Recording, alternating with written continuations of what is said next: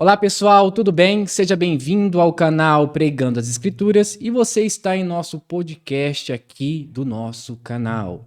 E hoje eu tenho um convidado que é uma honra recebê-lo aqui, Elder, convidado, e também a Lucineide, que é a esposa do Elder.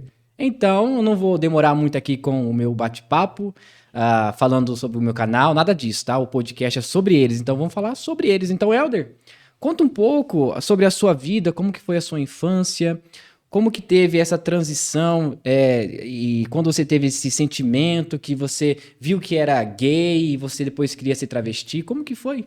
Conta pra nós. Graças e paz, irmão Caio, né? Amém. Uma satisfação estar aqui no seu programa, no seu canal, nesse podcast, né? Juntamente com a minha esposa.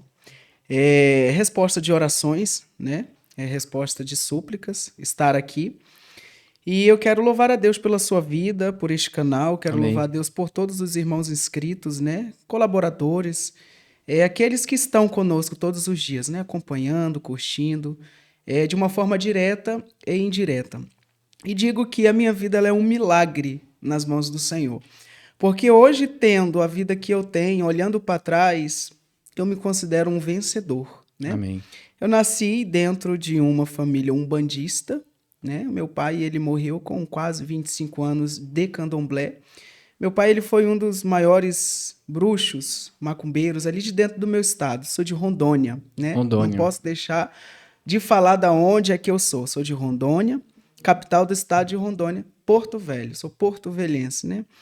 E ali eu nasci naquela família que não tinha nenhuma linhagem evangélica, né? Não tinha quem falasse de amor de Deus ou quem falasse de A Deus. sua mãe também era do Minha mãe candomblé? também A família inteira? participava, sim, família inteira. E quando eu nasci, a minha mãe me disse, entre outras pessoas também, que o meu pai ele me apadrinhou a duas entidades da Umbanda, né? O Caboclo Boiadeiro e a Cabocla Jurema. Eram as duas entidades que eram intituladas meus padrinhos. Então, com 5 anos de idade, meu pai faleceu, né? Com 5 anos de idade, minha mãe me pegou e fomos passar necessidades na rua. Fomos morar na rua, moramos na casa da nossa avó. Minha mãe tinha que trabalhar para trazer o sustento do nosso lar, né? E a minha mãe conseguiu encontrar um quartinho que ela alugou. E eu lembro como se fosse hoje, irmão Caio. O nosso guarda-roupa era uma caixa de papelão, né? Não tinha televisão, não tinha fogão, não tinha nada. Minha mãe trazia da casa da patroa dela, que ela era doméstica, Uhum. uma refeição, que era uma refeição que eu fazia durante o dia. E sendo assim, eu ficava solto na rua, né? E criança solta na rua, você já viu como é que é, né? Então, infelizmente, eu não tinha essa paternidade comigo. O tempo se passou, minha mãe conheceu um rapaz, e hoje esse rapaz, ele não está mais entre nós, né? Esse rapaz, ele foi o pai dos meus 2 irmãos, que eu tenho hoje. E eu pensei que quando eu conheci esse rapaz, que a minha mãe conheceu esse rapaz, eu falei comigo mesmo, agora está chegada o fim, né, do nosso sofrimento. Minha mãe encontrou um rapaz, e esse rapaz vai ser o provedor da nossa família, vai Uhum. ser o meu amigo, vai ser o amigo da minha mãe, vai cuidar de nós, né? Esse era o meu pensamento, de uma criança ainda com quase 7 anos de idade. Mas não, irmão, esse irmão, ele começou a agredir fisicamente minha mãe, e eu comecei a presenciar fatos horríveis, né, que foi machucando meu coração. Então, meu coração foi dilacerando. Há uma forma que eu olhava para ele e eu falava, quando eu crescer eu vou te matar. Tu bate na minha mãe hoje porque eu não consigo defendê-la. E às vezes quando eu vou para fazer isso, você também me bate, né? Então você tinha esse sentimento por causa das agressões que aconteciam. Isso. E aí eu falava para ele, quanto mais eu falava isso, mais ele ficava com ódio de mim. Então, eu persisti esta vida, fiquei com a minha mãe, fiquei com o meu padrasto, vários anos, presenciando essas agressões. Chamei minha mãe muitas das vezes para ir embora, para arranjar uma outra vida, só que ela gostava muito desse rapaz, né? E a minha mãe chegou a engravidar pela segunda vez e depois pela terceira vez. Totalizando, somos 3 irmãos por parte de mãe, né? E você é o mais velho ou Eu mais sou o novo? mais velho. Eu tenho 28 anos, tenho outro irmão de 20 e um outro de 17, né? Então, quando eu completei 14 anos de idade, com 10 anos, né? Com 10 anos de idade, eu já presenciei e eu já pratiquei a prática homossexual, né? Eu não fui molestado, não fui abusado, muito menos estuprado, né? Uhum. Foi algo literalmente que eu quis fazer, até porque eu andava muito solto na rua, né? E eu fui conhecendo essas pessoas. Então, quando eu completei 14 anos, eu já tinha feito a prática sexual, eu já andava no meio dos homossexuais, né? E eu já pensava dentro de mim, entendeu? Que eu tinha nascido dentro de um corpo errado. Eu era um adolescente qualquer, como qualquer um outro. Estudava, né? Vivia uma vida normal. As pessoas olhavam para mim e não falavam que eu era um homossexual, até porque existem classes e classes de pessoas Porque homossexuais. depende do comportamento da Isso, tem pessoa. umas pessoas homossexuais que são aquelas pessoas bem atrevidas. Elas chegam chegando. Cheguei, sou gay, pronto, acabou. Entendeu? Tem Uhum. outras não, que já são discretas. Se a pessoa não falar, você não vai descobrir. Não é isso? Com 14 anos de idade, eu presenciei a última agressão do meu padrasto com a minha mãe. Ele batia nela de uma forma horrível, né? Eu creio que nem, eu acho que eu nunca vi uma pessoa batendo assim num animal que nem eu via ele batendo na minha mãe. E isso ficou sequelas dentro do meu coração, né? Ficou feridas, né? E eu tomei uma decisão. Ou eu matava aquele homem naquela hora e eu acabava com aquilo tudo, Uhum. ou eu saía dali. E eu fui em direção à cozinha, peguei uma arma branca e fui em direção a ele. Eu planejei, sabe o que é? Eu acho que você não vai saber isso, mas quando você planeja, arquiteta várias mortes de uma pessoa na sua cabeça, Não cheguei a esse nível ainda. foi o que eu pensei naquele momento. Só que quando eu fui executar, eu vi meus dois irmãos chorando, abraçados. E eu falei bem assim, algo que eu guardo comigo até hoje, Caio. Pode passar o tempo que for, mas sempre os meus irmãos vão olhar para mim e vão falar: tu é o assassino do meu pai. Meu pai não está hoje aqui por conta tua, por tua causa, por tua culpa. Você é réu. Por mais que eu tentasse tirar um fardo de cima de mim, mas iria outro muito maior na vida dos meus irmãos, né? Então, olhando tudo aquilo, deixei a arma branca cair no chão, pulei o muro da minha casa e fui embora. Abandonei aquela família. Sem destino, sumiu. Literalmente sem direção, sem um norte na minha vida. A parente mais próximo que eu tinha daquele lugar era a minha avó. Fui para casa da minha avó, falei: vó, me dá uma semana. Me deixa ficar aqui uma semana na sua casa, porque eu não aguento mais o padrasto que eu tenho, não aguento mais a vida que eu levo, eu não aguento mais aquela família, né? E a minha avó deixou ficar na casa dela uma semana. E depois de uma semana eu fui morar na casa de um transexual, né? Casei praticamente com esse transexual, ele era um transexual muito bonito, já travesti, ali na minha cidade, e eu fui morar com ele. Até um exato momento que me encontrasse uma outra porta, que eu encontrasse uma outra porta de saída, né? E eu fiquei com ele até um exato momento, acho que menos de um ano. E depois disso eu fui morar com outro travesti. Só que esse travesti já era de rua. Mas assim, você não tinha esse sentimento ainda de gostar de homens, ou já tinha? Eu já tinha já prática. Ou você. Isso. Ah, já tinha prática já. Eu já Já tinha praticava. prática já. Ah, tá. Eu já praticava com homens travestis, né? Já praticava, sim, a imoralidade sexual, né? A Sim. homossexualidade eu já praticava.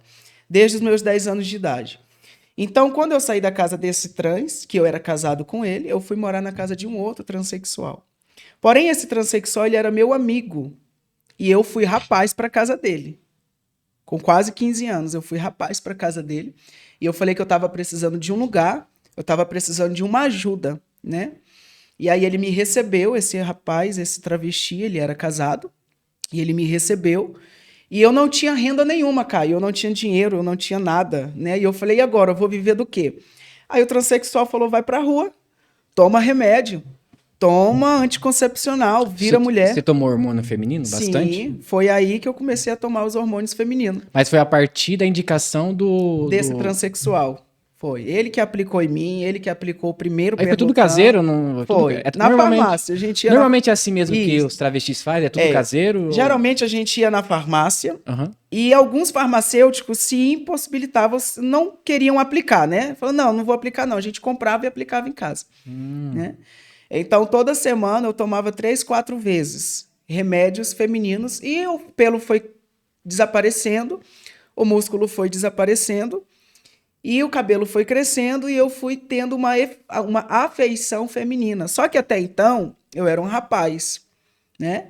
De noite eu me montava, eu me vestia de mulher e ia para a avenida, ia para a rua lá na minha cidade. Lá chama Rio Madeira, é uma avenida com transexuais, né? Dezenas de homens. E é prostituição ali. A prostituição, né? Então, ali naquele momento, eu comecei a transvertir. Por quê? Transvestir e prostituir. Por quê?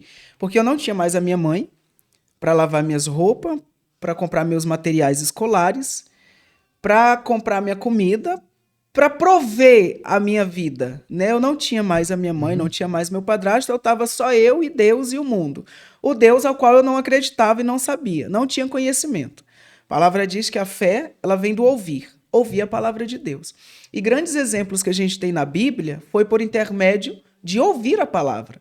A mulher do fluxo de sangue saiu da sua casa, daquele acômodo, daquela mesmice, daquela vida, porque ela ouviu falar de Jesus, né? E ela saiu dizendo que se ela tão somente tocasse nas orlas do Senhor, ela seria curada.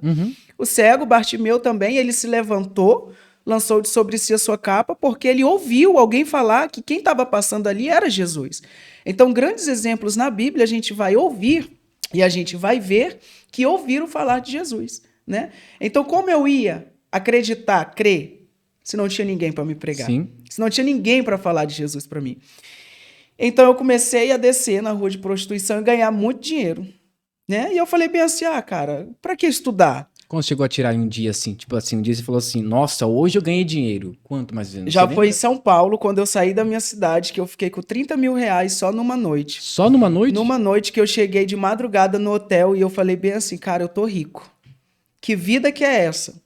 Ligava para minha mãe e eu falava, mãe, sou o cara mais feliz do mundo. Tenho dinheiro, tenho amigos, tenho pessoas, moro nos melhores prédios aqui de São Paulo. Para que eu vou voltar para Rondônia? Para que eu vou voltar para esse lugar que eu brincava com a minha mãe dizendo que não existia nem no mapa? Às vezes a pessoa perguntava para mim, onde você mora? Eu falo Rondônia. Roraima? Não, Rondônia. Mas aonde que é Rondônia? É uma coisa assim que não é muito conhecida. Eu falava para minha mãe, eu tinha essa intimidade de conversar com ela. E aí a minha mãe falava, brincando, meu filho, você é acostumado a comer chibé, né? Que é como se chama lá, café com farinha. E você tá aí dando uma de rico. Não, meu filho, você não nasceu desse jeito. Eu creio que você vai voltar para cá. Mas a minha intenção e o meu objetivo era trazer a minha mãe. Entendeu? Não eu ir para lá. Só que esses eram meus planos, não eram os planos de Deus, né? E até aquele momento eu não tinha, Caio, nenhum conhecimento de Deus, nem da palavra, né? E eu comecei a frequentar centros de Umbanda, de novo, né? Comecei a frequentar. Porque foi o seu primeiro contato com o tipo de religião, né? Então você voltou às raízes, Isso, o meu primeiro contato foi quando eu era criança, né? Quando eu passei aqueles anos todo com a minha mãe, meu padrasto, a gente nunca mais foi, né? Minha mãe nunca mais tinha ido. Então, quando eu tomei a minha vida nas minhas mãos, que eu comecei a dirigir a minha vida, eu voltei às minhas raízes. E eu fui para Umbanda. Comecei a oferecer, sacrificar com todas as minhas forças e energias as entidades da Umbanda. Nada contra meus irmãos pai de santos, macumbeiros, espíritas, né? Cada um tem a sua religião e nós devemos respeitar, né? Porém, eu estou falando aqui algo que eu convivi. Eu acreditava cegamente, eu não digo fielmente, porque fielmente hoje eu acredito em Deus. Mas eu cheguei a acreditar, Caio, cegamente nas entidades, Tranca-Rua, a Iemanjá, aos orixás, né? Aos Exus, as pombogiras, que de fato eles eram os meus guias, os meus protetores. Mas chegou um dia na minha vida que eu me deparei que nem o filho pródigo. No livro de Lucas, capítulo 15, no verso de número 17. A palavra vai dizer a mim e a você, a todos nós, que o filho pródigo caiu em si. Né? Ninguém foi lá com ele, ninguém se compadeceu dele. A palavra diz que ninguém dava nada para ele. Ele chegou um momento da vida dele que todos fechavam a porta para aquele homem. E ele chegou a um momento desprezível na sua vida que ele teve que conhecer que o pai era o pai dele. Né? A palavra vai dizer que o filho pródigo caiu em si e viu e lembrou que até os funcionários de seu pai tinham abundância de pão, enquanto ele ali perecia fome. E aconteceu isso comigo. Só que quando eu mais precisei, Caio, nenhuma das entidades da Umbanda me ajudaram. E olha que eu gastava milhares, eu não digo milhões, mas eu digo milhares, porque eu gastei milhares em trabalhos, em oferendas e em mão de obra, né? A pai de santo, para me ter o que eu tive no mundo, uma vida boa, uma vida agradável, uma vida luxuosa. E, de fato, as entidades me deram tudo quanto eu pedia. Você fez algum pacto ou foi apenas um... Era só trabalhos mesmo, trabalhos. Tá. Só que quando eu precisei, de fato, da ajuda deles, eles não me ajudaram. Sumiram e se calaram, né? Então, durante todo esse tempo, Caio, eu fiquei na minha cidade por volta de 1 ano, dos meus 14 aos 15. Fiquei na minha cidade. E eu cheguei para minha mãe e falei bem assim, mãe, o negócio é fora daqui. Eu tô vendo muitos travestis indo embora, colocar peito, colocar silicone e ganhar dinheiro e comprar apartamento e ir para a Europa. Ai, meu negócio nem aqui não. Aqui eu tô ganhando dinheiro, mas eu creio que eu vou prosperar mais fora aqui da minha cidade. Minha mãe não me segurou. Minha mãe não falou, meu filho, fique, você não vai, até porque eu não estava morando com ela. Mas uma coisa que toda mãe faz ou faria por um filho, ela fez para mim naquele momento. E eu lembro como se fosse hoje. Ela pegou no meu braço e ela falou, meu filho, eu não vou te empatar a ir para Brasília. Mas se você quiser ir, você pode ir. É a minha autorização que você quer? Eu lhe dou. Mas você vai passar por isso, por aquilo e por aquilo outro. O mundo não é fácil. O mundo não vai te aceitar. Nada é melhor do que a casa da sua mãe. Na casa dos outros, você não vai poder acordar tarde. Na casa dos outros, você vai ter que lavar, passar, cozinhar. Você vai ter que ser útil na casa das pessoas. Minha mãe me falou isso tudo. Assim conforme também eu creio, a Bíblia não nos descreve, mas eu creio que o pai tenha também dito alguns conselhos para o filho pródigo. Mas, irmão Caio, quando uma pessoa está convicta e decidida de fazer algo, não é eu, não vai ser você, ou qualquer uma outra pessoa que vai persuadir a mente desta pessoa. Somente Deus. Eu já estava com a minha mente formada. Eu queria ir embora e pronto, acabou. E tem pessoas que aprendem, infelizmente, quebrando a cara. Eu fui embora para Brasília. Cheguei lá, fui morar na casa de Cafetina. Uma cafetinagem que tem uma república. É uma república onde tem travestis, gays, ou é só travestis? É só travestis, só transexuais. Geralmente, chega pessoas que chegam verdes, como eu cheguei lá. Eu cheguei sem silicone, eu cheguei sem peito, eu cheguei somente com uma peruca. Eu cheguei como alguns dizem, como é que eles dizem no mundo mesmo, na sigla deles, né? No contato deles, no idioma deles. Eu cheguei ali uma bicha boy. A bicha boy. Eu cheguei ali uma bicha boy que é um homem que é gay, mas que não é travesti, que está em transição.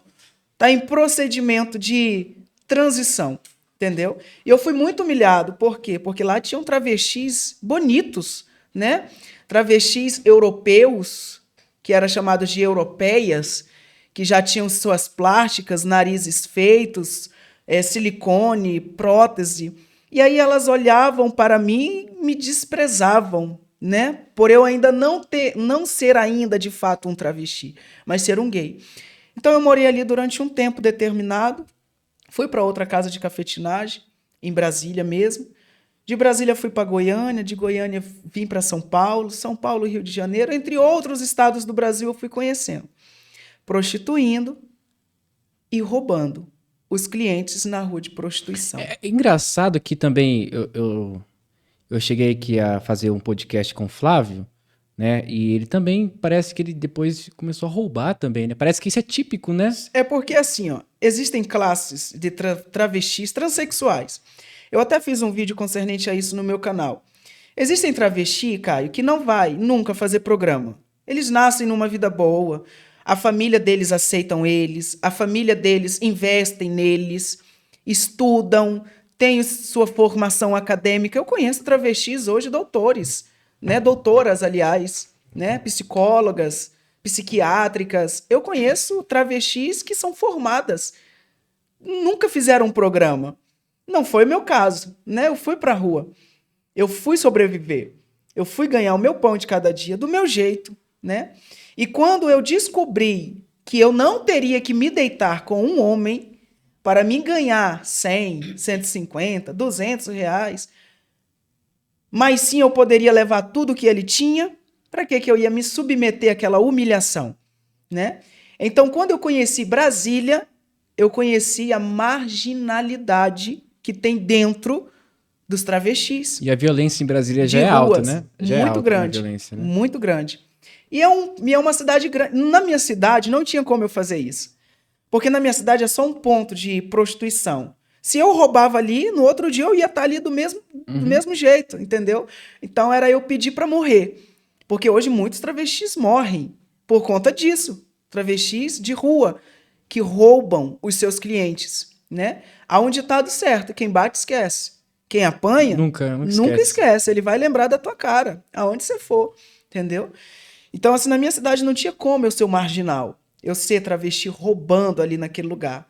Mas fora, sim, São Paulo muito grande, né? Eu lembro que em São Paulo eu acordava às 6 horas, ia para Indianópolis, depois para Barra Funda, para o Jockey, na Boca do Lixo, na capital mesmo. Então, era o dia todo marginalizando com outros 3 travestis, formando nós a gangue das bonecas. Gangue das bonecas. É uma coisa assim que hoje a gente conta assim, Era, né? era em quantas, mais ou Era menos? 4. Era 4? eu mais 3. E tínhamos Isso aí é roubando. Isso. Acordávamos 6 horas, saíamos para a pista. E aí, cada uma se destacava, descia do carro. O cliente que parava para qualquer uma, esse era a vítima. A gente aterrorizava, entrava dentro do carro, tirava tudo. E muitas vezes o setor que a gente ficava era um setor nobre, entendeu? Setor de famílias. Então, assim, qual é o cara que quer ser, né? Pego com um travesti, ainda mais aquele que tem família, aquele que tem Casado, aquele tudo casado, mais, né? Então, irmão, durante todo esse tempo, eu fiquei nesta vida, né? Na Umbanda, no travestismo, nas drogas. Não fui uma pessoa drogada de estar na rua, de usar pedra, crack. Não. Eu conto as vezes que eu usei crack. Acho que foi umas 4 vezes. Que foi dentro do quarto, com clientes. Você era uma pessoa equilibrada. Sim. Né? Eu gostava de maconha. Maconha, eu dizia para minha mãe que nunca eu ia abandonar porque era uma erva para mim, era um calmante. E de fato era mesmo. Eu era uma pessoa de poucas amizades. Eu era uma pessoa de poucas pessoas, né? Eu era uma pessoa bastante antissocial. É isso que nós está fazendo aqui. Antes eu não tinha esta comunhão de conversar, dialogar. Não, era uma pessoa totalmente ignorante. Se eu tivesse num local ou num lugar e, por exemplo, uma loja, o atendente não me atendesse da forma que eu queria ou que eu achava que eu teria que ser atendido, eu humilhava a pessoa. Eu tirava o dinheiro de dentro da minha bolsa e eu falava, eu pago o teu salário. Cadê o gerente desse lugar? Por que você não me atende do jeito que eu quero? Então eu menosprezava muitas pessoas, né? Eu era uma pessoa ignorante. Então, conforme eu fui vivendo essa vida, o Elder Carlos Soares de Oliveira hoje, que você vê aqui, foi desaparecendo. E eu fui gostando daquela vida de adrenalina. E tava ganhando muito dinheiro também, Sim, né? O dinheiro traz isso, né? Eu fui gostando daquela vida de aventura, tanto que eu vou dizer algo aqui que eu escrevi no meu livro, né? Você tem um livro? Eu tenho um livro, eu tô no 8º capítulo, Fala o nome do livro, pessoal. Eu ainda tô editando. Então, você tá fazendo ainda, vai publicar, a editora falou que o nome do livro a gente escolhe no final. No final, quando acabar, a gente escolhe o nome do livro. E o que vai ter nesse livro? Seu testemunho? A minha história de vida. História completa? A minha biografia, né? É até como uma forma de incentivo para os jovens de hoje, as crianças, né? Que estão aí pensando que são donos de suas vidas, estão ingressando aí nesta aventura da homossexualidade, né? Não querem mais receber os conselhos dos pais, dos tutores ou os responsáveis, né? Acham que eles já são os donos da sua própria vida. Então, nesse meu livro, eu coloquei que, quando eu saí da minha casa, eu saí com uma identidade, não mais Elder Carlos Soares de Oliveira, mas como Társila. Társila era o meu nome de guerra, né? Para os amigos. Que é aquela questão de vulgo, né? Isso, o nome, né? vulgo. Társila para os amigos, né? Beline era estrela, Beline para os clientes na rua. Nossa, tinha vários nomes, então. Tinha um caderninho cheio de nomes para cada grupo. E para os inimigos, que infelizmente todos têm, era a Alerquina. A Alerquina é a mulher do Coringa. Sim, né? Conheço. Então, eu era uma pessoa totalmente perigosa na rua de prostituição, né? Assim como muitos outros são. É que nem eu digo, travesti ele não é bagunça, não é mesmo. Travesti ele é um ser perigoso. Ele é um ser totalmente desacreditado. Porque eu fui assim. E eu não estou falando de algo que eu ouvi. Você viveu, dizer. né? Você não, viveu, eu né? vivi, né? Então houve um momento da minha vida, Caio, que eu pensei que eu ia explodir neste mundo. Eu ia para a Europa, eu ia me dar bem, e de fato eu ia. Só que esse não era os planos de Deus. A palavra diz que nós fazemos os planos, não é isso? Só que quem concretiza Meu Deus. é Deus. Houve um momento no ano de 2013, no dia 12 do mês de outubro, que eu precisei de uma das entidades que eu servia e nenhuma delas puderam me ajudar. Você entende? Uhum. Então, assim como você serviu um Deus, nós, evangélicos cristãos, quando precisamos, nós corremos ao Senhor. E como você teve esse primeiro contato com Deus? Quando você teve a conversão mesmo? Você teve aquele impacto que mudou a sua vida? No dia 12 do ano de 2013, 2013, dia 12 de outubro, ficou marcado em minha memória como o dia mais difícil da minha vida. Foi o período em que eu mergulhei em um profundo abismo de depressão. Ninguém comigo naquele estado depressivo. Os amigos me abandonaram, a família não estava perto de mim. Devido eu ter tomado aquela vida de marginalidade comigo, roubando os clientes, houve um tempo que deu errado. Eu saí com um rapaz, com um senhor, né? Juntamente com 2 outros travestis, 3, um era o motorista e os 2 estavam comigo dentro do carro, e nós sequestramos esse rapaz. E era para tudo dar certo, só que tudo deu errado, né? E naquele momento eu comecei a entoar pontos de magia negra. A Exu Tranca-Rua, a Pombogira Cigana, as entidades que eu servia, né? E o policial ali naquela hora, que pegou nós, porque tudo deu errado, fomos levar o rapaz no banco, pegamos um dinheiro e na volta íamos levar ele no apartamento dele para saquear o que ele tinha de valor, né? E ele conseguiu se soltar. De repente, ele conseguiu se soltar, saiu correndo na rua, do outro lado havia uma viatura e todos nós fomos pegos em flagrante. Fomos levados ao primeiro DP, né? E ali nós ficamos por 3 dias e o meu dinheiro não me tirou dali. O meu conhecimento não me tirou dali. E eu falei bem assim, eu vou processar vocês porque vocês estão me batendo. Os policiais me agrediram, né? Não, você é homem. Você é homem, você não tem um órgão genital no meio das tuas pernas? Você é um homem. Eu falei, não, você é homofóbico. Você é preconceituoso, você é um lixo. Eu olhei para os policiais que estavam no seu trabalho, trabalhando, ganhando o seu pão de cada dia. Eu chamei eles de vagabundos. Entendeu? E deu algum problema por causa disso? Ou... Deu muito porque eles me bateram muito. Quanto mais eu falava, mais eles me batiam. E me levaram para o primeiro DP. Estou respondendo a sua pergunta. Qual foi o meu primeiro contato com Deus? E quando eu cheguei ali dentro, né? Quando eu cheguei ali dentro daquele lugar, eu comecei a entoar novamente as entidades. Aí eu cheguei dentro do primeiro DP da cela, eu mais os 2 travestis. O que era de menor foi embora, Caio, né? Foi embora e ficou só o que era de maior comigo. E o que estava no volante também foi embora. Então ficamos só nós 2, eu e o outro transexual, ao qual também está morto hoje. Morreu do quê? Morreu assassinado na rua de prostituição. Bateram nele até a morte. Que é o destino de todas as pessoas que vivem dessa maneira, infelizmente, né? Infelizmente. E ali naquele momento eu pensei que o meu dinheiro ia me tirar ali de dentro daquele lugar. Porque eu tava com dinheiro bom na conta. Tava com 2 apartamentos mobiliados. Não eram meus, mas eram alugados, né? Capital de São Paulo, ali próximo à Praça da República, e Goiânia, ali no setor Jaó, né? Morei também no Crimea Leste, entre outros lugares de Goiânia. E, cara, tinha tudo para me sair daquele lugar. Réu confesso, aliás, réu primário, réu confesso, menos de 21 anos. Mas quando Deus prepara uma situação, eu de fato vivi o que Ezequiel viveu, né? A mão do Senhor levou meu espírito a um vale de ossos secos. E ali me fez andar sobre aquele vale. E hoje eu vejo o vale que eu andei ali dentro daquele presídio. Eu fiquei os 3 dias no primeiro DP e fui para dentro da casa de prisão provisória, que é a CPP. Onde que fica? Goiânia. Goiânia. Isso, Casa de Prisão Provisória. E lá eu fiquei no isolamento, né? É onde eu começo o meu livro. É onde eu começo o meu livro. A minha experiência que eu tive com Deus. E ali dentro, tudo é luxo dentro da cadeia.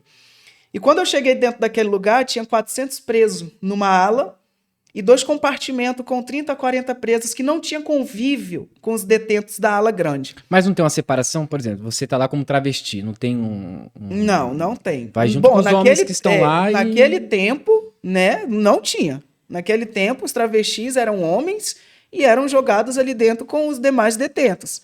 A não ser que ele tivesse feito uma mudança de sexo. Então, eu creio que ele iria lá para a ala das mulheres, né, feminina. E quando eu cheguei ali dentro daquele lugar, meus olhos brilharam, né? Um tanto de homens daqueles.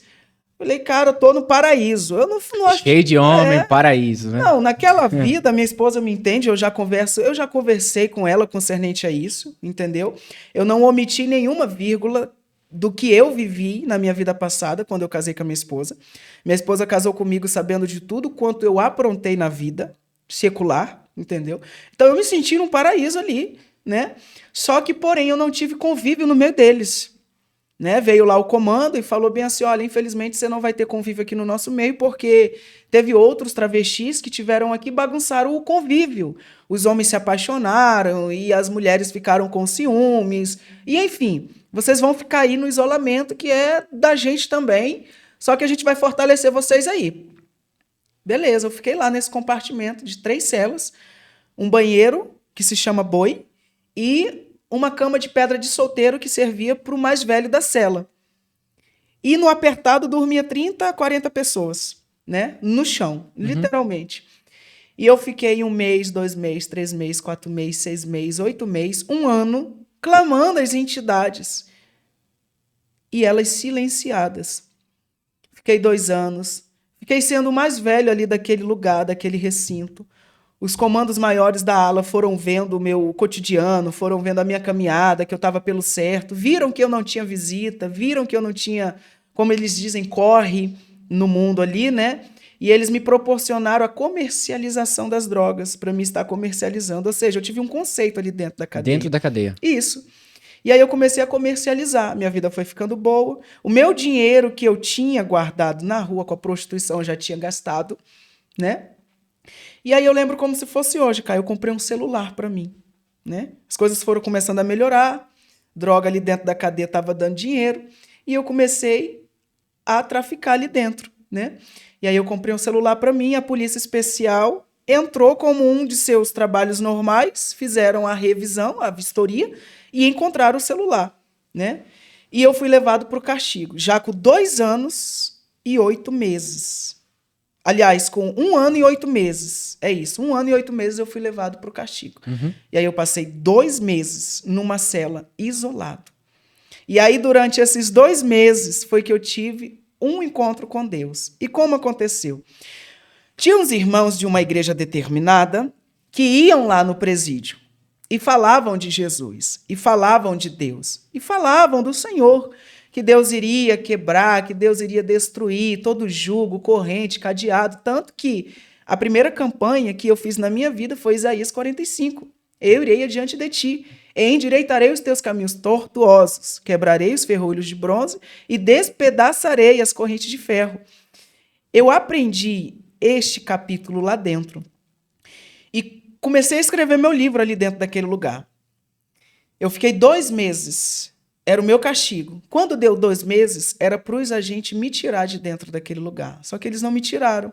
Eles me jogaram dentro do bloco, que era um bloco sanguinário e que eles odiavam homossexuais. Agora, você imagina, eu costumo comparar esse meu testemunho que eu estou falando aqui agora. Você passa numa casa, tem 4 Rottweiler ou 4 Pitbull. Você tá com um gatinho pequenininho, você joga o gato lá dentro. O que acontece? Pedaço, acaba com tudo. Eles me quebraram todas as minhas juntas. Tornozelo, joelho, cotovelo. Eles só não bateram na minha cara, né? Mas do pescoço para baixo eles me agrediram muito. Porque eles falaram bem assim: esse viado, desse jeito, para mim, naquele momento, esse viado pensa que é bandido, mais bandido do que nós, Tá 2 meses numa cela, sozinho, enquanto nós, os irmãos, estamos aqui, que nem uma sardinha, né? E infelizmente me colocaram ali dentro. E aí eles me bateram muito e eles iriam me matar. E como se fosse hoje, eu lembrei. Eu lembrei de Deus, eu lembrei das pregações, eu lembrei das ministrações. E eu falei para o Senhor, eu não sei se eu sou digno de te chamar de pai, ou nem se eu tenho esta liberdade. Mas uma coisa eu quero que o Senhor tome em conta. A minha mãe, nem dinheiro ela tem para pagar o translado do meu corpo. Daqui de Goiânia até Porto Velho, Rondônia. Então, se não for pedir muito, eu não quero morrer aqui nesse lugar. Foi isso que eu falei para o Senhor. Eu falei, me tira daqui desse lugar, porque eles vão me matar. E como se fosse hoje, irmão, Deus enviou um advogado para mim particular. Eu não tinha dinheiro, eu não tinha mais nenhum tostão. O mundo já tinha me tomado tudo que ele tinha me dado, né? Eu estava numa vida que ou eu era me apegar com Deus, ou eu ia morrer ali naquele lugar. Entendeu? E aí no dia seguinte apareceu um advogado, inclusive os detentos que estavam ali até pensou que alguém ali de dentro teria me disponibilizado um aparelho telefônico para mim fazer uma ligação e ligar, né? Pedir um socorro, mas não, foi o socorro de Deus bem presente na minha vida. E quando eu me deparei com o advogado, eu já fui contando os meus problemas, já fui mostrando os hematomas e já fui falando, eles vão me matar. E o advogado falou, olha, infelizmente eu não posso fazer nada por você. Eu sou um advogado e eu estudei para isso e eu gastei para isso. E eu lhe chamei porque eu vim ver um processo de um cliente meu e o senhor aqui já está com 5 dias do seu castigo vencido. Eu vou te cobrar R$500 e eu te caço um outro convívio aqui dentro do bloco. Eu falei, não tenho R$500 agora para te dar. Eu posso te dar na rua. Ele falou que eu posso fazer para você é te colocar dentro de um projeto de respeito que tem aqui dentro da CPP. Né? Esse projeto, ele é um projeto para incentivar a reeducação novamente dos detentos.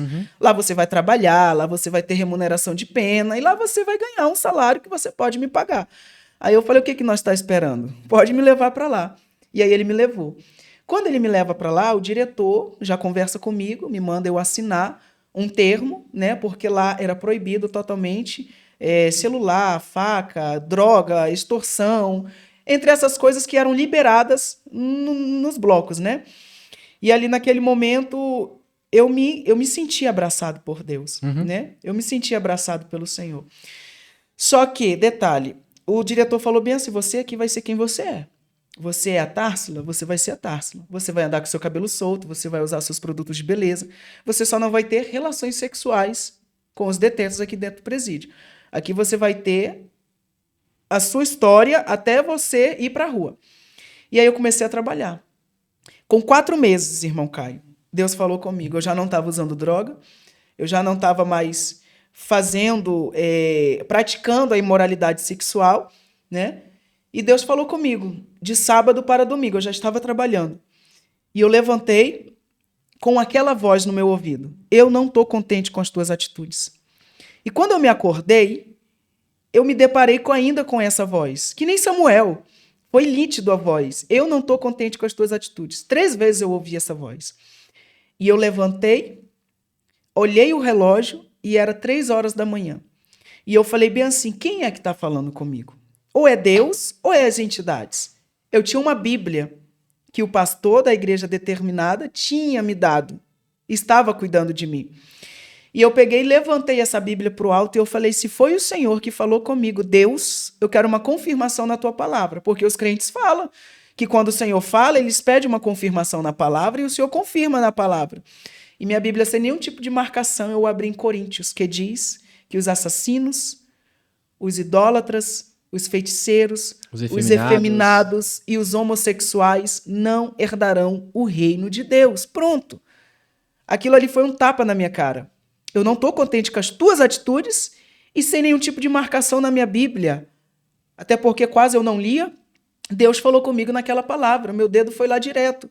Meu cabelo estava muito grande, abaixo de 50 centímetros. Era o quê, Caio? Era a expectativa de eu poder reconstruir a minha vida na rua novamente. Como eu disse, eu não fui nenhum drogado. Eu não fui nenhuma pessoa destruída no mundo. Porque tem pessoas militantes na homossexualidade que dizem: você não deu certo. Você não deu certo como travesti. Você não deu certo como transexual. Aí você recorreu à igreja. Não, eu dei muito certo, sim. Só que Deus, ele teve um propósito comigo. E enquanto eu não entendi esse propósito, Deus não me tirou ali daquele lugar. E quando eu ouço essa voz e leio esta palavra, Deus fala comigo. E eu falo com Deus: eu vou fazer para o Senhor. E eu com silicone na parte do tórax, do glúten, eu vou dar o primeiro passo. Eu quero ver se o Senhor é o cara. Eu falei com essas palavras: eu quero ver se Cristo é o cara para me tirar aqui desse lugar da vida que eu estou vivendo, né? Para suprir esse espaço que eu tenho dentro do meu coração vazio. Porque até no mundo eu podia ter tudo o que eu queria, mas sempre eu estava insatisfeito, né? E eu falei para o Senhor, eu falei: eu quero cortar o meu cabelo. Eu vou cortar o meu cabelo. O meu cabelo é a força de toda a imundícia que domina a minha vida. Chamei o pastor, conversei com ele, a experiência que eu tive na madrugada, o sonho, e ele falou bem assim: por que você quer cortar o cabelo? Aqui é um bloco de respeito, terá que ter feito uma reunião, vai ter que chamar o coordenador, vai ter que chamar o diretor, eles vão ter que acreditar que não é nós, igreja, que está querendo persuadir a tua mente, que está te obrigando a fazer isso. Eu falei: pois faça essa reunião. E a reunião foi feita, juntou os 80 presidiários, o diretor, o coordenador, todas as leis que estavam ali presentes do presídio, né? E eu falei, eu lembro como se fosse hoje, eu falei bem assim: durante todo o tempo, desde os meus 14 anos que eu saí da minha casa, deixei a minha mãe, a minha família, para viver uma vida que eu achei que era a vida que Deus tinha para mim, que eu tinha para mim, né? Eu não falo Deus, porque eu não conhecia Deus, mas se essa era a vida que eu tinha para mim, durante todo esse tempo, dos 14 anos até os meus 19, que eu entrei aqui dentro desse lugar, até agora que eu estou, já se passaram 2 anos, 4 meses e 5 dias. E nenhuma das entidades ao qual eu servia na Umbanda me tiraram daqui de dentro.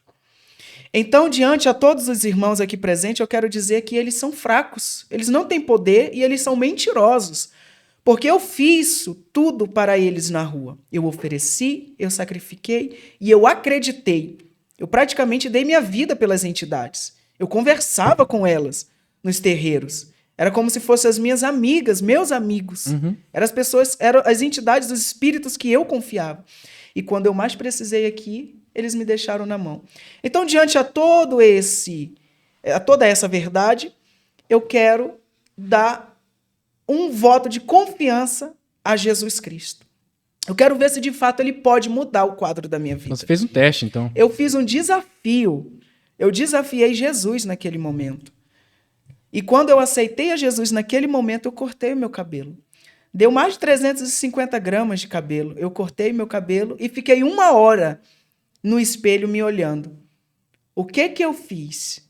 Será que é isso mesmo? Será que eu estou preparado? Será que eu vou conseguir sair da homossexualidade? Sair dessa vida que eu entrei? Cara, é muito difícil eu controlar os meus desejos. Será que eu vou conseguir? E quando passou 4 meses, o meu processo andou, tive minha primeira audiência, passou mais 4 meses minha segunda audiência, com 3 anos, Caio. Antes dos 3 anos, a juíza me condenou a 14 anos, 4 meses e 7 dias, na lei de 2/5, por eu ter sequestrado uma pessoa. Foi um sequestro, seguida de um 157, porte legal de arma restrita, formação de quadrilha e qualificação de menor, juntamente com outro travesti, entendeu? Então, a expectativa de eu sair dali era 0, né? Ainda mais que a vítima tinha 3 advogados, é muito bom. Então, assim, a expectativa de eu sair era 0. Só que eu fiz para Deus primeiro. Não me importava se eu estava com o peito grande ainda, com os glúten grande, com silicone. Eu falei: eu vou fazer primeiro e seja o que Deus quiser. Eu vou voltar a ser quem eu fui, quem eu era e quem eu matei. Porque o Helder aqui dentro ainda estava gritando. O Helder aqui dentro ainda estava querendo existir. Não é isso? E quando eu fiz esse voto com Deus, Deus ele respondeu às minhas orações. E Deus ele me tirou daquele lugar. E quando deu 30 dias, irmão, a minha mãe morreu. Nossa. Eu recebi essa notícia.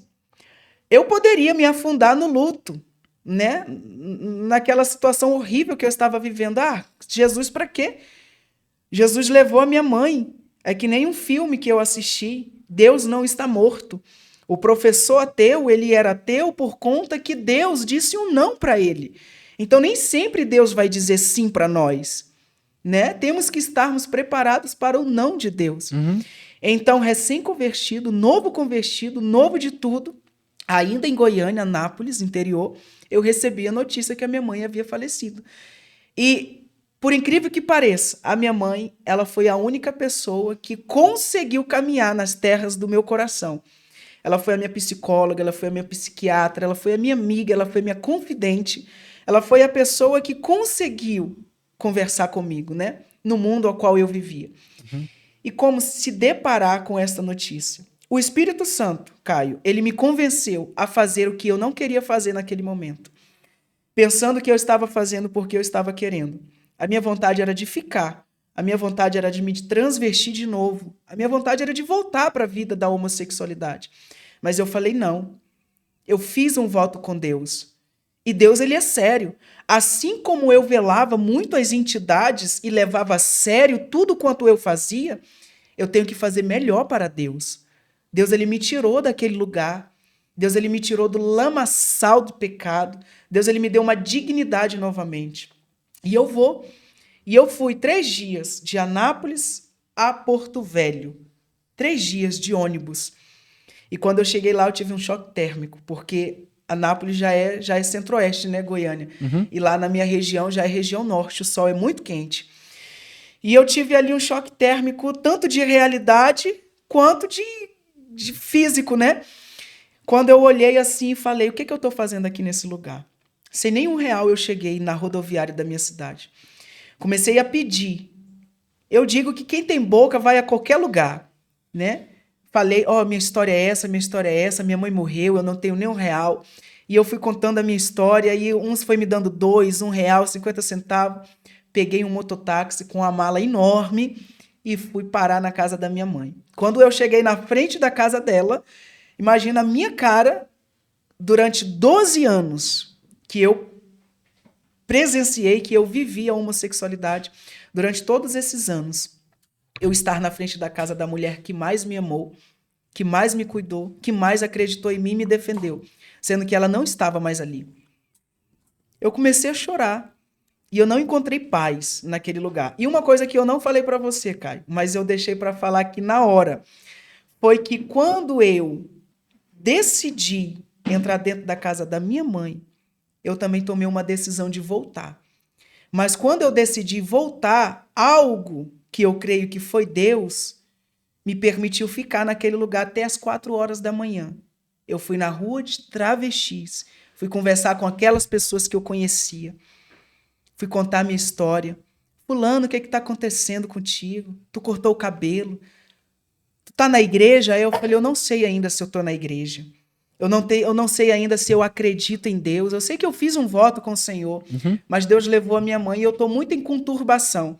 E neste período que eu estou conversando com esses travestis, chega 3 carros de pastores da igreja presbiteriana do Brasil. E foram esses pastores, foram essas igrejas que me acolheram. Porque neste momento, eu estava querendo voltar para o lugar da onde eu havia saído.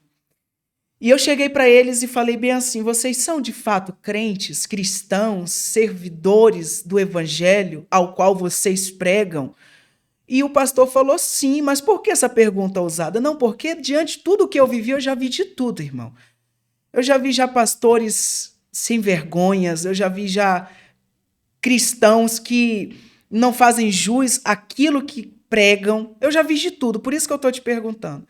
E ali em 20 minutos eu contei a minha história. Era 4 horas da manhã quase, eles poderiam ter dito, olha, amanhã a gente entra em contato com você, hoje já deu. Mas não, Caio, eles me levaram na minha casa, oraram por mim, o pastor local da congregação não estava no ato, só estavam os obreiros dele, mas no dia seguinte, às 9 horas da manhã, o pastor estava lá na minha porta.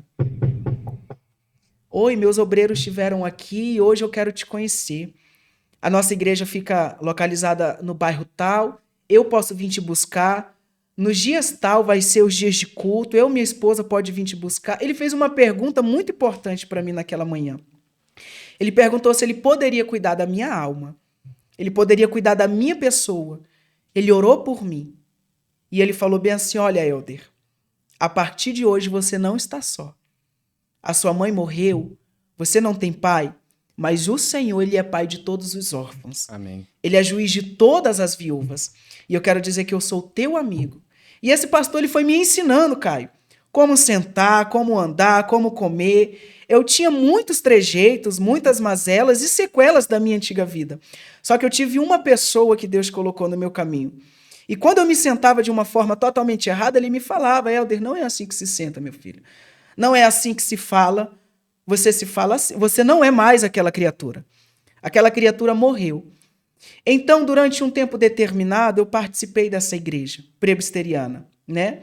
Frequentei células, fui líder de células, trabalhei em eventos missionários, em projetos missionários nas ruas de prostituição. Ou seja, quando eu me deparava na rua de prostituição, me dava um frio na barriga, porque um dia era eu ali naquele lugar, sendo evangelizado, agora já era eu evangelizando, né? Então, assim, durante todo esse tempo, esses pastores me ajudaram muito, até eu chegar a conhecer a minha esposa.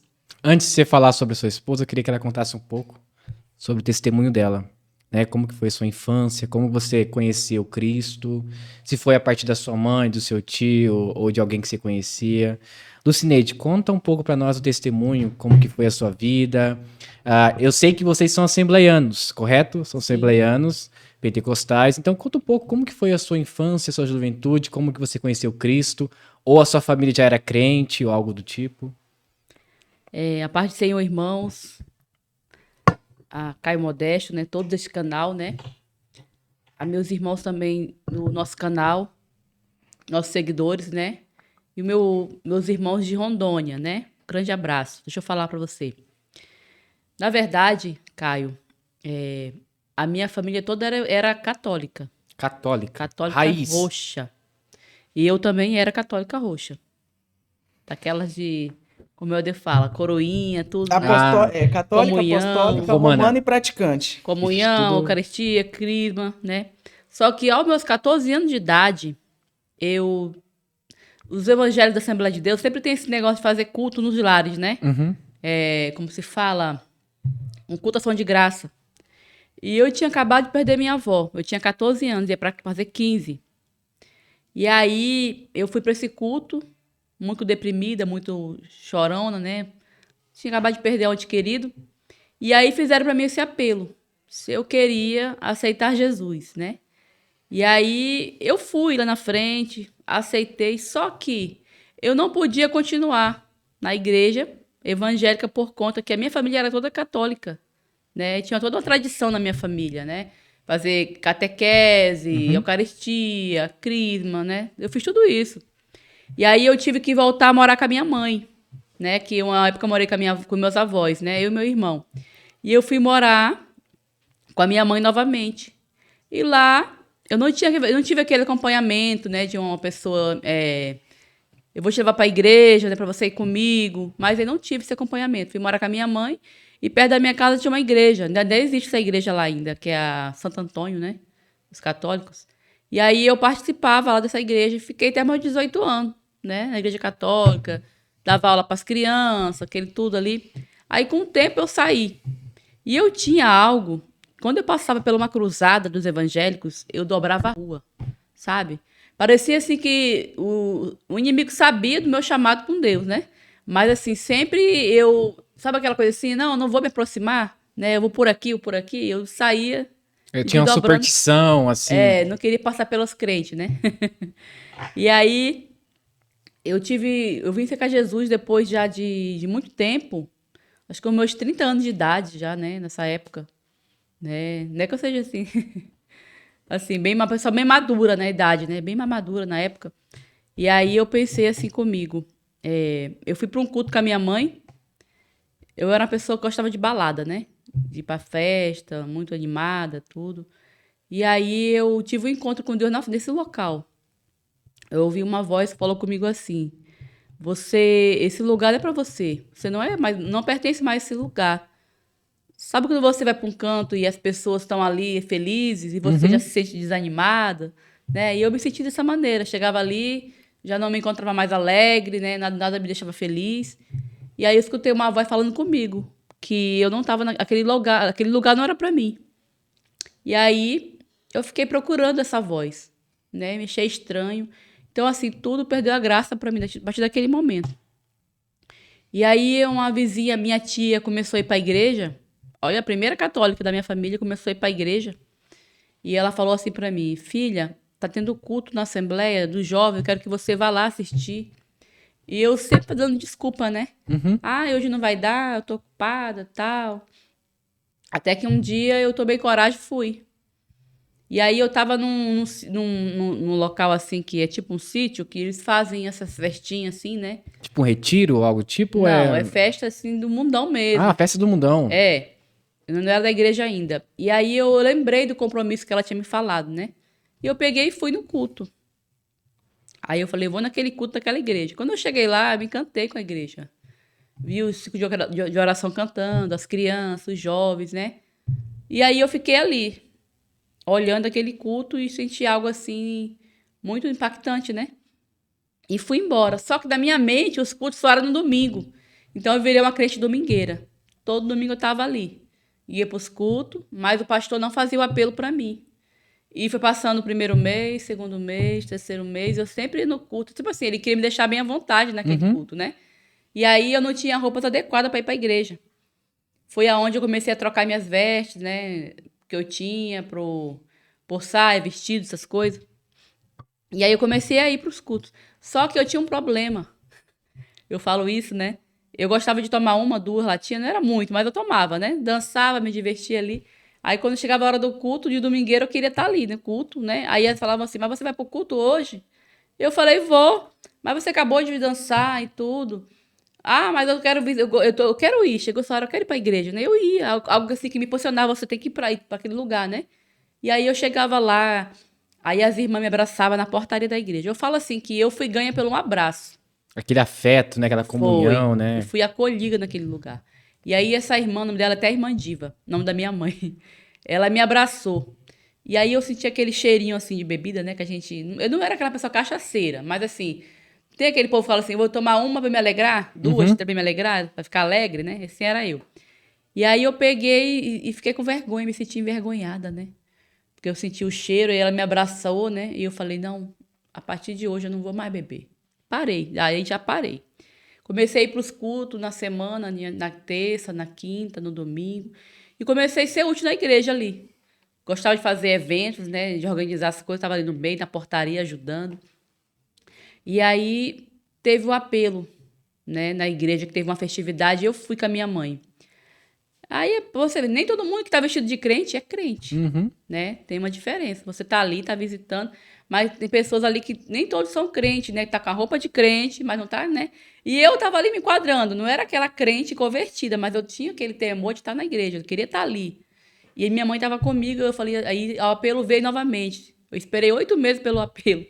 E a E minha você indo mãe na igreja. indo pro culto, e o pastor não fazia o apelo porque ele queria que eu me sentisse à vontade na igreja, né? Eu falava, o culto acabou, não teve apelo, nunca tem apelo nessa igreja, eu ficava pensando, né? E aí, aí o pastor ele estava lá na festividade, no púlpito, já um senhor já de idade, falou assim, ei, você aí, que tá aí atrás. Aí eu olhei para trás. Você é evangélica? Aí eu falei, mãe, é com a senhora. Não, é com você, ela falou, né? Você que tá vindo para a igreja. Mas eu só tô visitando aqui, né? Aí ela pegou e vem aqui na frente. Aí eu levantei a mão e eu fui. Quando eu pensei, eu tava de joelho já no chão ali, já me prostrando aos pés do Senhor, né? E naquele dia, minha vida mudou. Tudo mudou na minha vida. Tudo foi tomando um rumo diferente.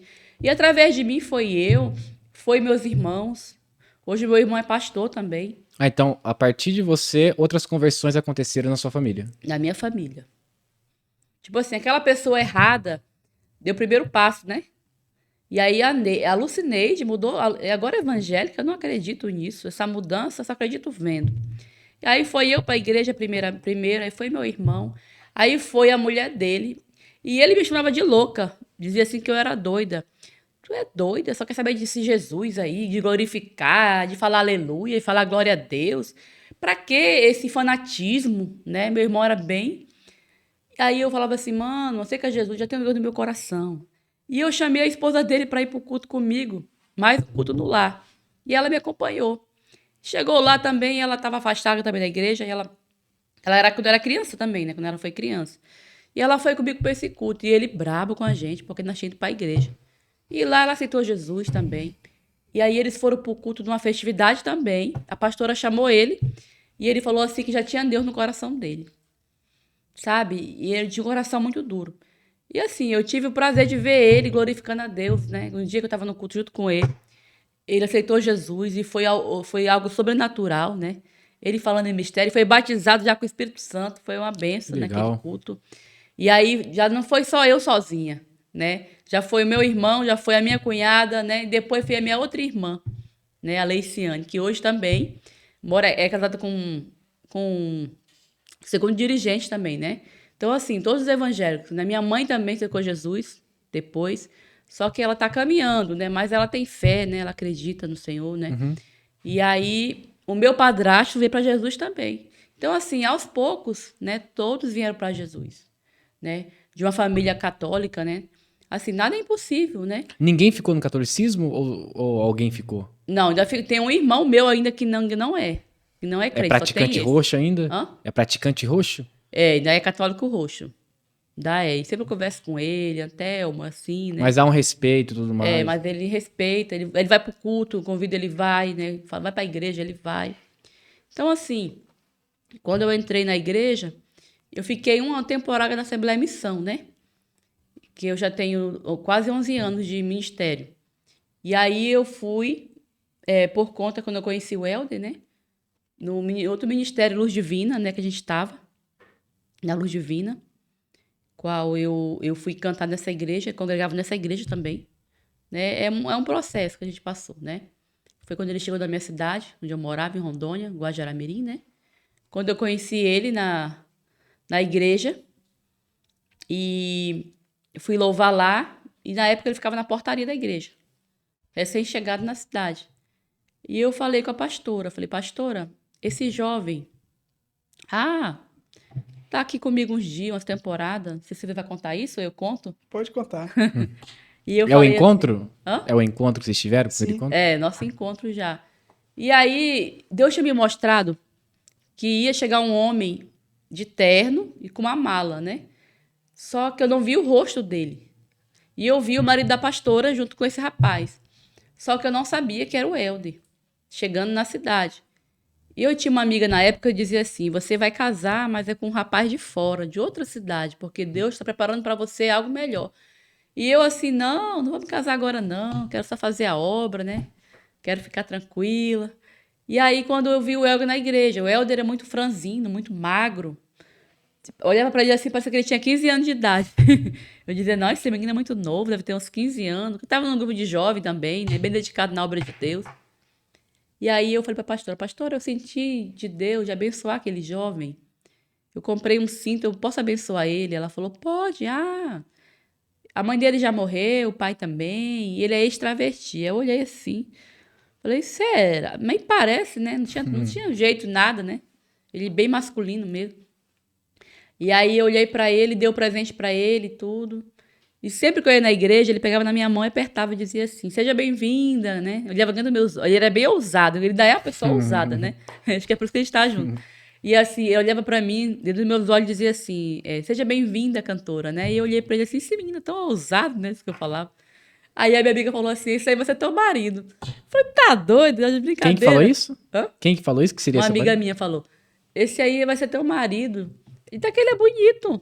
Aí eu falei, não, ele é muito novo, acho que não. Eu falei pra ela, né?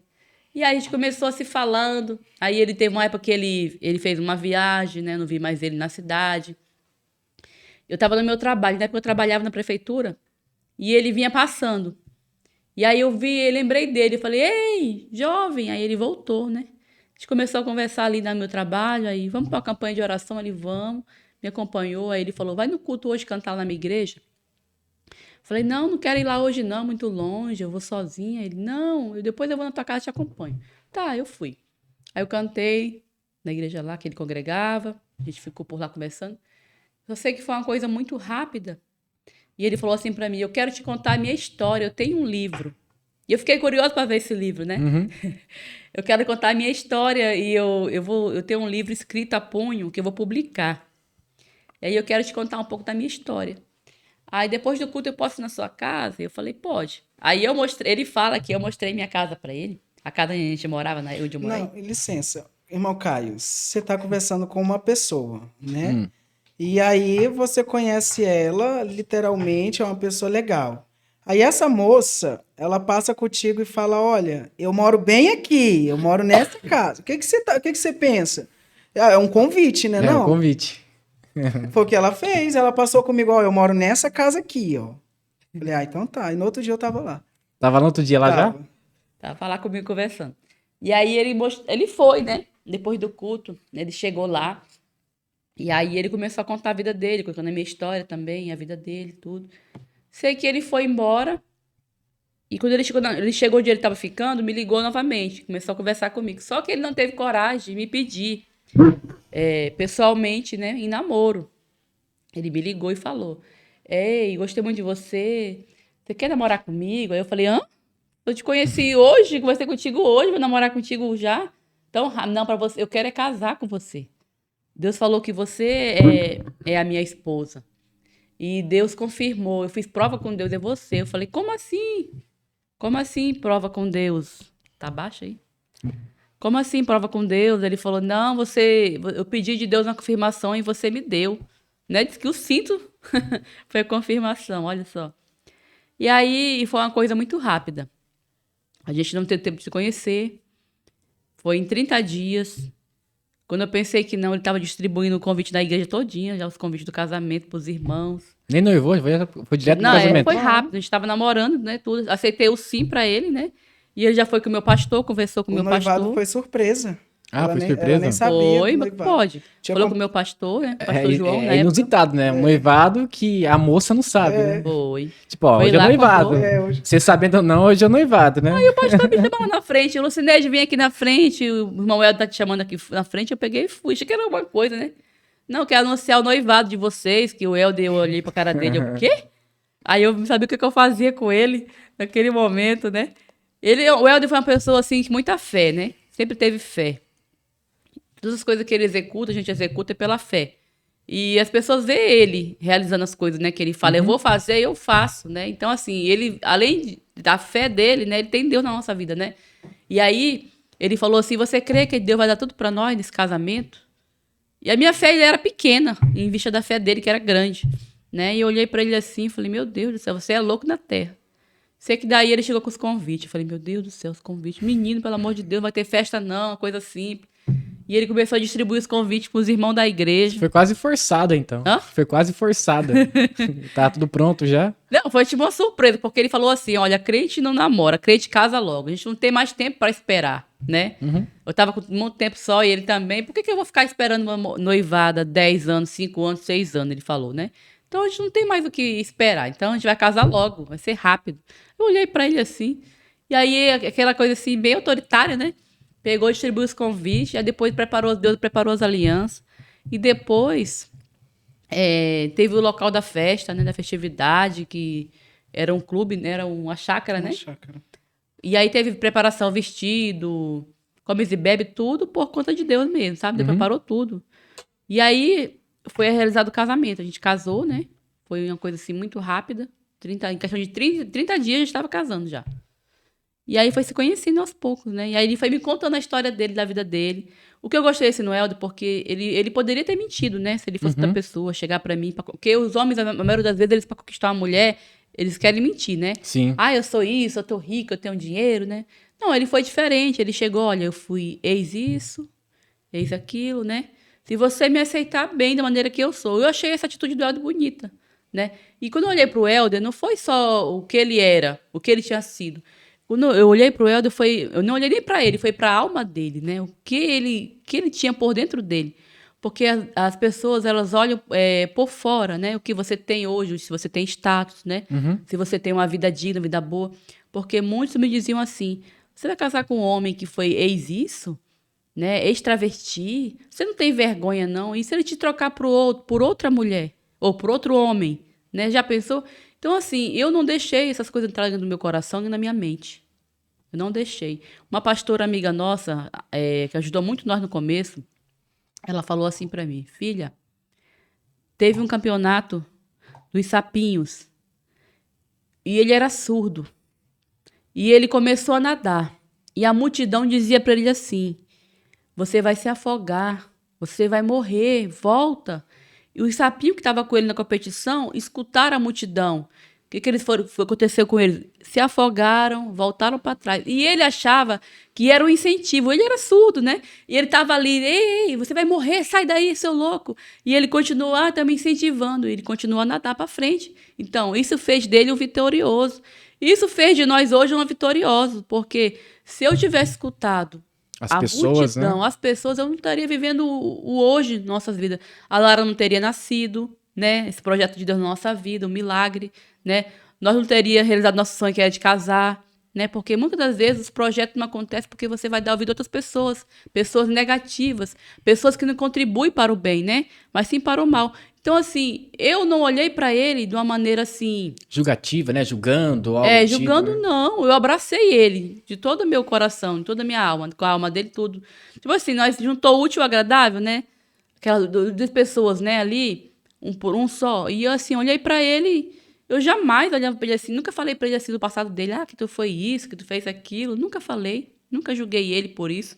Às vezes ele até brinca comigo, né, com as coisas, brincadeira dele. Mas, assim, jogar na cara dele jamais, porque foi a vida que passou. E eu falo assim, as coisas velhas Se passaram, né? ficaram para trás. Quando você quer transformação na sua vida, quando você se batiza nas águas, você, né, mergulha ali naquelas águas, Deus te purifica, você é uma nova criatura, Uhum. né? Assim como Naamã teve 7 mergulhos, né, e foi purificado, né, teve a cura dele. Então, assim, o Helder, quando ele aceitou Jesus, quando ele deu o primeiro passo, né, as coisas velhas ficaram para trás, né? E a minha mãe, no começo, ela ficou muito assim, filha, não deixa ele contar o testemunho dele. Não deixa ele contar. Eu sinto vergonha. Eu falei, mãe, olha para mim. Falei para minha mãe dessa maneira, né? Falei, mãe, ele tem que contar, porque pessoas precisam saber o que ele passou, o que ele viveu, para não cometer o mesmo erro que ele passou, né? O que ele sofreu lá atrás. Não, é porque é muito constrangedor para mim. Minha mãe ficava desse jeito. Hoje ela ama ele, hoje ela não sabe onde coloca ele. Falar, meu genro querido, né? Pra cá, pra lá. Uma coisa com ele. Elder, você teve muito preconceito quando você casou com ela? Por exemplo, de É, alguns familiares ou algo do tipo? Não, eu tive a surpresa, né? Muitas pessoas ficaram surpresas pelo fato Apoiaram você? apoiar assim não, porque eu nunca tive esse vínculo com família, né? Com parentes. A minha família era só a minha mãe e ponto. Então, quando eu voltei para minha cidade, que eu voltei convertido, fiquei lá por um determinado tempo na igreja presbiteriana e depois fui para a assembleia já em Guajará-Mirim com a minha esposa, né? E quando eu voltei de novo na minha cidade, já casado, a minha tia, os meus tios, primos e etc. Nossa, você conseguiu casar? Você ainda conseguiu encontrar uma esposa? Diante a tudo que você viveu, ela teve essa coragem, sendo ela acadêmica, formada, professora, tendo uma vida estável melhor que a sua, ela ainda teve coragem. Eu falei, sim, teve, porque Deus nos uniu, né? E Deus não une pessoas, Deus ele une propósitos, né? Então Deus viu a vontade no meu coração de realizar a sua boa obra e também viu a vontade no coração dela de realizar a sua boa obra. Então, assim, eles acreditaram meio que não acreditando no início, mas depois, né, falaram, de fato, o Helder mudou. Porque sempre tem isso, irmão Caio. Será que mudou mesmo? Será que se converteu mesmo? Será que não está tendo só uma bipolaridade? Depois vai voltar? Uhum. Não é isso que acontece? Normalmente é isso. Aí, conforme o tempo vai passando, é que nem eu digo, quem faz o espaço somos nós, né? Então foi assim, a minha família, ela hoje, a minha família sabe que Deus é na minha vida, tanto paterna quanto materna. E hoje você é assembleiano, né? Sim. Como que foi seu contato, assim, você e a Lucineide, por exemplo? Eu também fui pentecostal, só que eu tive alguns problemas, né? Eu acho que algumas pessoas nasceram para ser pentecostais e outras não. Eu tive dificuldade quanto ao pentecostalismo, né? Referente à doutrina e tudo mais.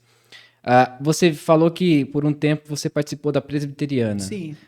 Você sentiu alguma diferença, por exemplo, de sair da presbiteriana e ir para a assembleia? Qual foi a Eu diferença? senti, eu vou ser bem verdadeiro com você. No início, quando eu estava novo convertido, para mim eu era o cara mais santo da face da terra. Religioso. Religioso. Eu não podia usar uma bermuda, eu não podia usar uma camiseta assim que o senhor tá, porque eu já me sentia já que eu estava nu, entendeu?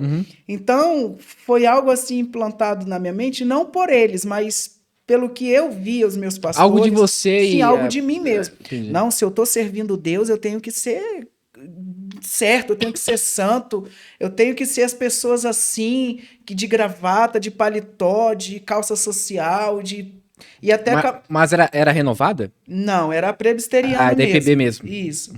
E aí os meus pastores,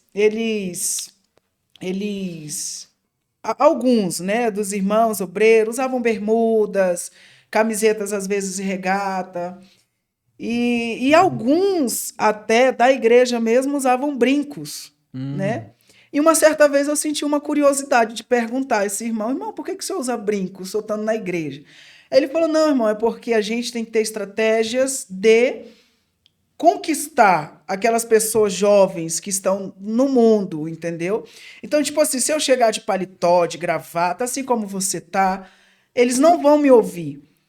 Tipo, eu fiquei com aquilo pra mim. Tem que se moldar conforme o pessoal que está ali, né? Era o que ele estava passando pra mim. E eu falei bem assim pra ele, eu falei, pastor, mas se o senhor for desse jeito, dentro de um presídio, pregar, qual que vai ser o objetivo deles escutar uma pessoa que tá igual a eles? Qual que vai ser a mudança? Que mudança eles vão ver? Que transformação eles vão ver? Né? Então foi ali no momento que eu falei, Deus, aqui eu creio que não é meu lugar. Eu não me sinto. Tá certo, eles me ajudaram.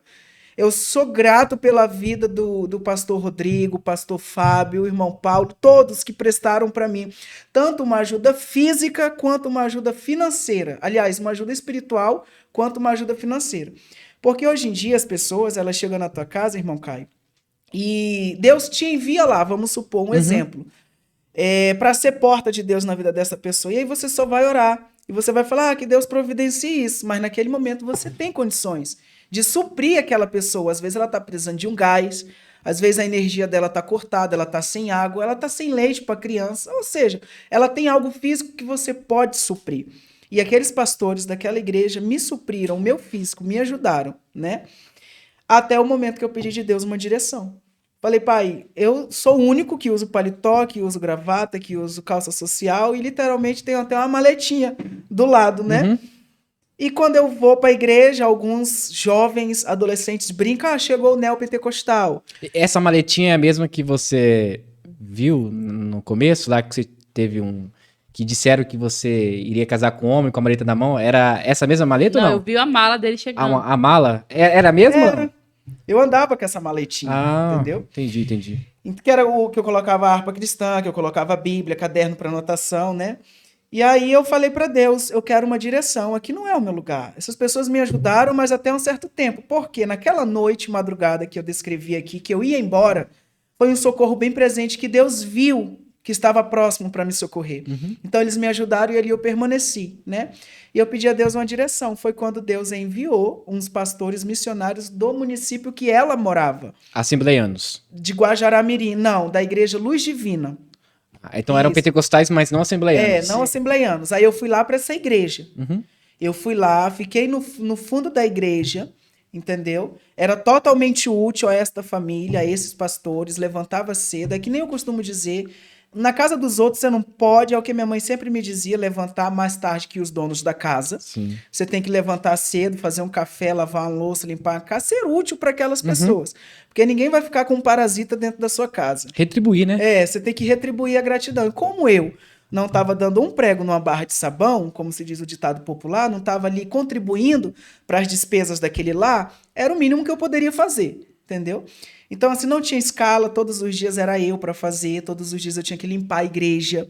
E aquilo ali eu fui aprendendo, porque Deus estava forjando o meu caráter, né? Todos os dias eu ficava na portaria. Então, assim, esses pastores também foram me ensinando algo que eu não sabia, que eu não tinha conhecimento, né? E eu me senti em casa. Aí foi o período que eu sumi ali um tempo, que eu fiz um voto com Deus. Eu falei, se for para mim ficar ali, o Senhor vai me confirmar. E Deus me confirmou. Aí eu sumi por um tempo, cheguei lá na minha cidade, entreguei a casa que estava na minha responsabilidade, que a minha mãe tinha deixado, né? Entreguei para minha família e voltei. Literalmente, Caio, sem nada, só com a minha mala. Deixei tudo. Falei bem assim, Deus vai me dar, Deus vai me retribuir, Deus vai me suprir. Muitas pessoas da minha família falaram, menino, você vai dormir na rua, você vai para Guajará-Mirim, você não conhece ninguém. Da mesma forma ao qual eu e minha esposa viemos para Brasília, né? Muitas pessoas falaram que nós iríamos morrer de fome. Pela fé, vieram pela fé. Pela fé que uma vez nos foi dada, não é isto? E quando Pela fé que uma vez me foi dada. Esse é o nosso Eu hino. ainda tenho um sangue um pouco pentecostal ainda. E aí, quando eu cheguei em Guajará-Mirim, que é o município em que a minha esposa morava, eu tive ali um processo do tempo com Deus comigo, né? E ali eu pedi a Deus um momento, eu pedi a Deus um lugar, porque eu já estava meses ali para completar ano naquela casa, naquela igreja, com aquela família. E eu falei, pai, eu preciso de um lugar para mim, porque eu já sou homem, eu já sou de maior, eu já preciso ter a minha privacidade. Então foi aonde Deus enviou uma serva, e esta oração eu tinha feito só eu e Deus, e essa serva falou para mim desse jeito, olha, eu sei que você está querendo um lugar, Deus falou para mim acolher você. Só que quando ela falou isso, eu pensei que era, assim, pelo menos uma coisa mais ou menos, né? Mas quando ela foi me mostrar, não, era um barraco num terreno que no barraco não tinha água, não tinha energia, não tinha nada, era só um barraco ali. E aí eu me senti como o profeta Elias, né? Eu falei bem assim, já que esse é o lugar que o Senhor preparou, então eu vou ficar aqui. Vai ser aqui mesmo. E vai ser aqui mesmo. E eu fui para esse lugar, fiquei nesse barraco, que era um cômodo dentro de um terreno, que é um lote, onde não tinha energia e não tinha água. Ali me deram uma cama e eu coloquei as minhas coisas, eu tinha só uma mala, e era muito cuidadoso com as minhas coisas. E eu tinha uma rotina todos os dias de trabalho, que eu passei pelo processo do trabalho também. Eu não saí da prostituição, da homossexualidade e caí diretamente na obra. Não, eu tive um processo de tempo, tive um processo de trabalho, eu fui trabalhar para me sustentar, Caio, entendeu? Eu comecei a descarregar caminhão, trabalho pesado mesmo, que nunca na minha vida eu sabia, né? Eu tinha conhecimento desse trabalho. Para quem gostava de andar com as unhas feitas, com os cabelos feitos, com a pele macia, né? Um transexual travesti como eu andava, ali naquele trabalho braçal, para mim foi bastante difícil, né? Mas eu consegui. E nessa rotina eu passava em frente ao trabalho da minha esposa, que eu não sabia que ela seria minha esposa. Ela trabalhava com o quê? Na área de saúde. Saúde. Era o quê? Público? Servidor público?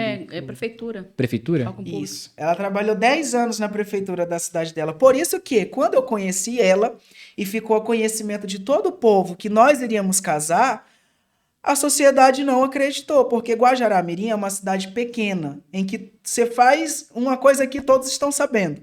É igual Campo Belo? É a cidade do JA. Caio. Belo Campo, na Bahia, né? É a cidade do JA. Ah, do JA? É a cidade do JA, Guajará-Mirim. E a mãe dele é uma bênção, viu? Congregou lá com a Neide, lá, com o pastor Sérgio. Vocês conhecem a família do JA? Assim, é mais ou menos assim. Ela Não tem a afinidade, por exemplo, de estar na casa dos familiares, mas você sabe quem é, né? A gente sabe quem é, porque é um lugar pequeno, todo mundo se conhece. Ah, então... Um vilarejo, assim, uma cidade pequena. Na Igreja Assembleia de Deus. E para a sociedade foi difícil acreditar que a Neide, a Lucineide, iria casar comigo. Um ser que foi travesti. Um ser que foi homossexual, né? E este mesmo ser que poderia desapontá-la futuramente. Porque essa era o julgamento das pessoas. Ele vai te deixar por um homem.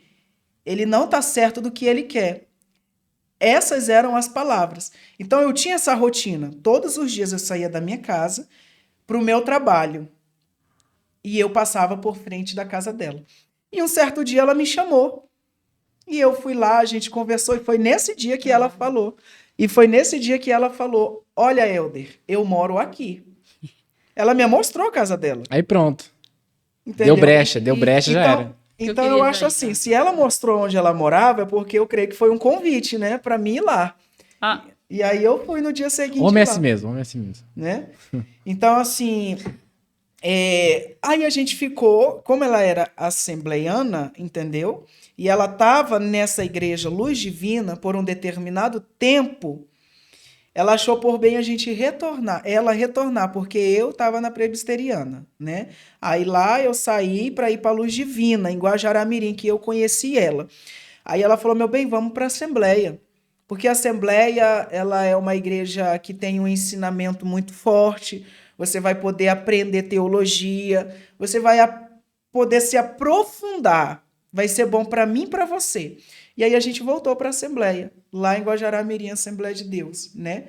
E aí a gente ficou um tempo determinado lá e casamos, né? Passamos todos os tempos juntos. Ela engravidou e quando completou 8 meses, 7 meses, a gente foi para a capital. Se mudamos para a capital, que é a minha cidade. Uhum. E lá a gente passou também na missão, né? Ficou um bom tempo na missão e depois saímos da missão e fomos para Madureira, que é a co-irmã da missão, né? É a co-irmã. E na Madureira nós estamos até hoje. Aí nós ficamos 2 anos e meio, né? Lá na capital de Rondônia. Até quando eu conheci o Flávio Amaral. Já que você falou do Flávio Amaral, conta um pouco sobre o projeto, que é LPD. Libertos por Deus. Fala um pouco sobre esse projeto. Quer falar, meu bem? Fale você. Quando o Flávio foi lá na nossa cidade, ele não nos conhecia. E eu sempre fui uma pessoa insistente, que nem eu fui para participar desse projeto, desse programa aqui hoje, né, desse canal. Eu até comuniquei com o senhor no carro. Eu vi uma oportunidade de participar desse programa quando o canal Pregando as Escrituras colocou lá no Instagram: quem vocês escolheriam para participar do nosso próximo podcast, né? E aí eu fui correndo nos meus contatos e falei: me marca lá, marca meu Instagram. E aí o senhor falou, né? Que deu certo, né? Tá aqui, então... Teve mais de 50 marcações lá com o meu nome, né? Eu olhei pra ele e falei assim: impossível, esse homem aí é muito famoso, não vai nem te chamar. Mas eu não sei. Não, literalmente Falei pra mesmo. ele desse jeito. Literalmente ela disse pra mim: meu bem, você sabe quantos inscritos nós temos? Quantos seguidores nós temos? No Instagram nós temos 2.000 e poucos. No YouTube também temos quase 3.000. O irmão lá do Pregando as Escrituras já tem quase 1 milhão.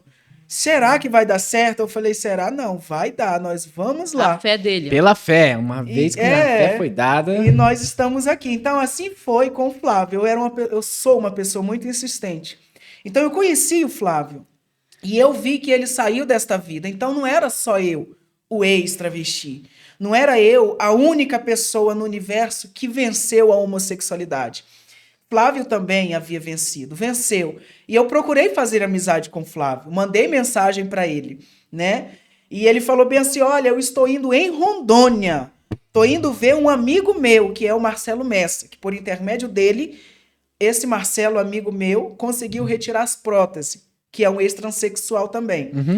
Aí, aproveitando a viagem, eu já te conheço a tua esposa. Beleza, eu já ofereci para ele a nossa casa. Era uma casa simples, mas ele aceitou. Ficou lá conosco 5 dias.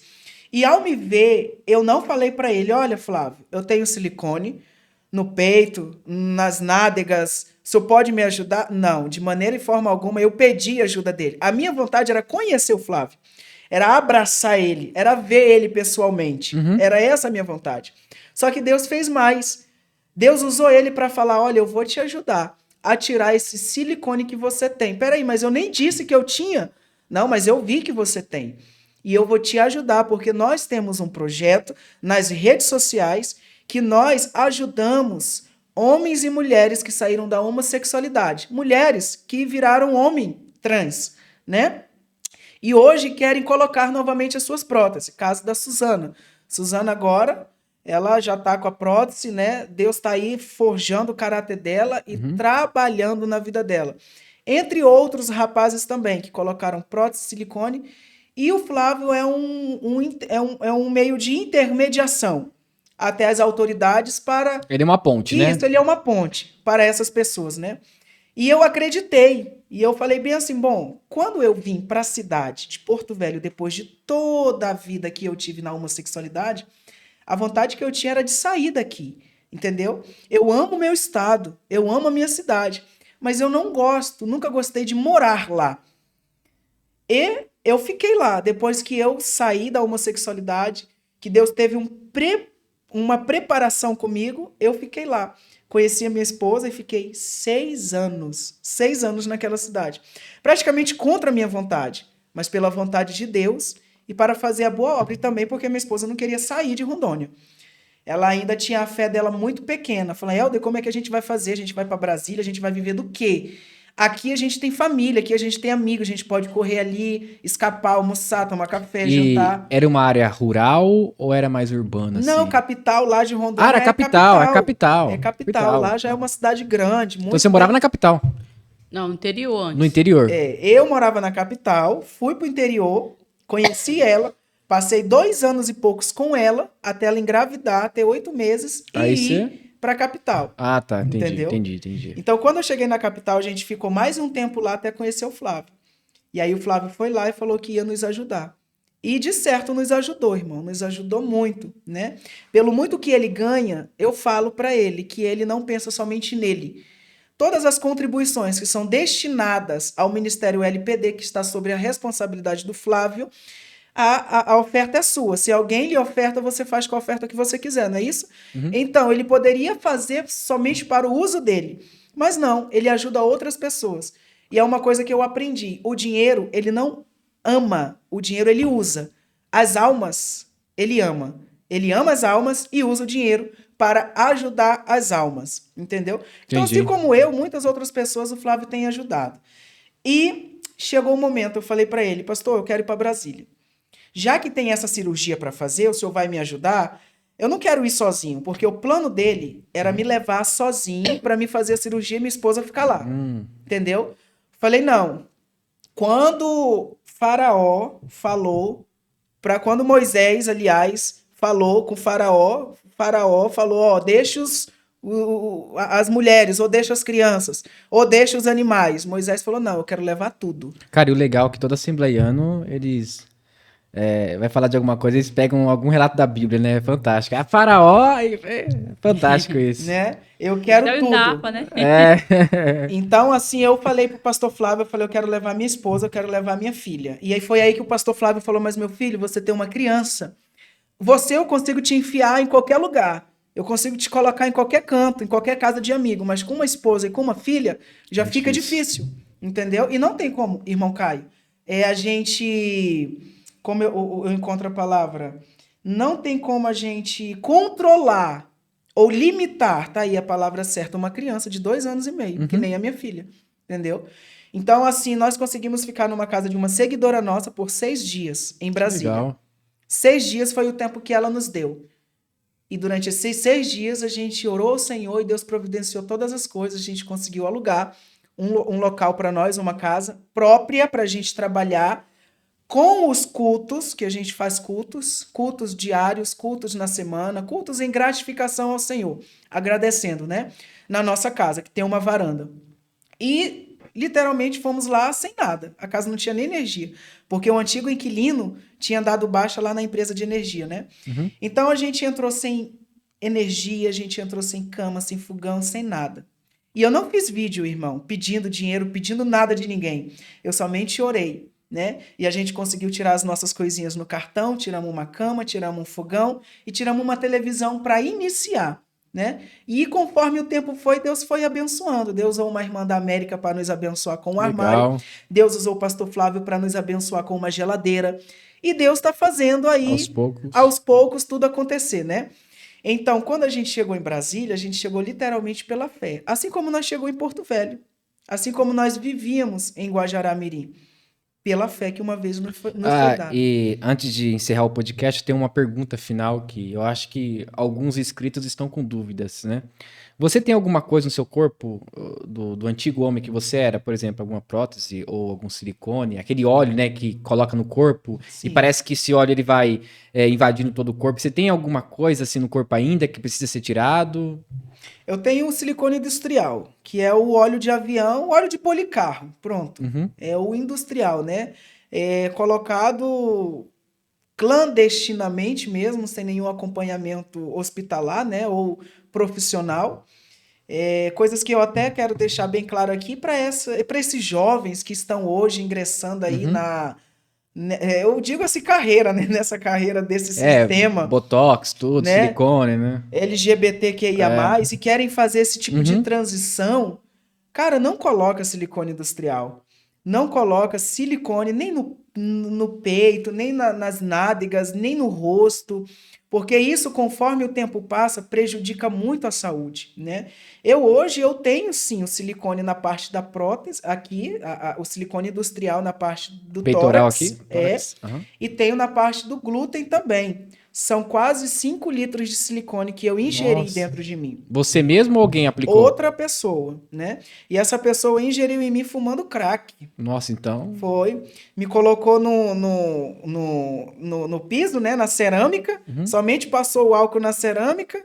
E cada agulhada que dava ingerindo nas minhas nádegas era uma cachimbada de pedra que a pessoa dava. Então foi uma coisa muito louca, né? Era uma coisa assim totalmente inacreditável que eu estava fazendo. E conforme o tempo passou, né, eu aceitei a Jesus e eu ando com esse espinho na minha carne. Me prejudica a minha saúde? Não, não me prejudica. Mas é algo que eu quero tirar, é algo que eu quero me desfazer, né? E por intermédio do Flávio aí, eu creio que a gente vai conseguir sim fazer essa cirurgia. Se Deus quiser. Gente, então é isso. Lucineide, muito obrigado por participar do podcast. Helder também, muito obrigado, tá? O Helder daqui a pouco também já tem uma entrevista, né? Depois vocês acessem o YouTube, pesquisem aí podcast, provavelmente vai participar de mais um agora. E ele tá pelo Brasil e conta o testemunho dele, pregando a palavra principalmente, que é o fundamento da fé. E se você quiser falar com o Helder, ele vai passar agora para vocês as redes sociais dele e a Lucineide também. Então fiquem à vontade para falar das redes sociais de vocês. Nós temos o nosso canal oficial, né, Caio? Que é o Helder com H maiúsculo, Helder Oliveira e Lucineide Santos. É o canal simples. Nós não temos muitos seguidores, mas lá nós falamos do amor de Deus e propagamos aí a libertação. Que o que Deus fez comigo pode também fazer com outras pessoas, né? Quero deixar aqui em especial as mães, pais, responsáveis e tutores de seus filhos, jovens, adolescentes, né? Que estão passando por essa luta, né? Na diversidade sexual dos seus filhos, que estão confusos entre quais são seus gêneros, se é homem ou se é mulher, né? Se é homem, se é mulher e ponto.